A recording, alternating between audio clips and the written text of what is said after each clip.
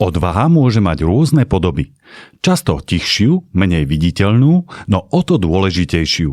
Pomôžeme žiakom pochopiť, čo odvaha znamená a rozlišovať, odkiaľ sa berú ich predstavy o odvahe, najmä pod vplyvom rôznych médií. Začnite s jednoduchou otázkou.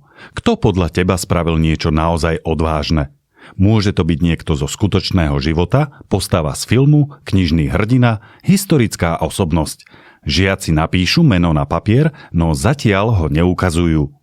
Následne diskutujte. Bolo ťažké niekoho vymyslieť? Hovoríme o odvahe často, alebo len výnimočne. Vysvetlíme žiakom, že odvaha nie je výlučne hrdinský čin v akčnom filme. Môže to byť aj, keď sa niekto zastane spolužiaka, ktorého šikanujú, keď nahlási správanie, ktorému je nepríjemné, keď podporí niekoho, komu bolo ublížené.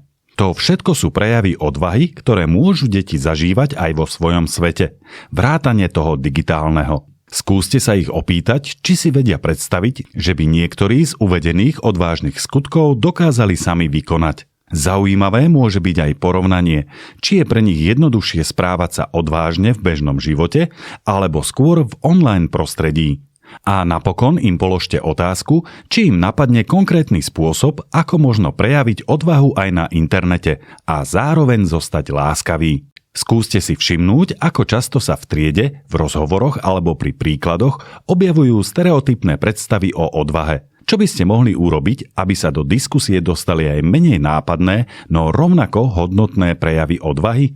Žiaci sa tak učia nielen rozpoznávať odvahu, ale aj myslieť kriticky a byť citliví k tomu, čo médiá zvyknú vynechávať.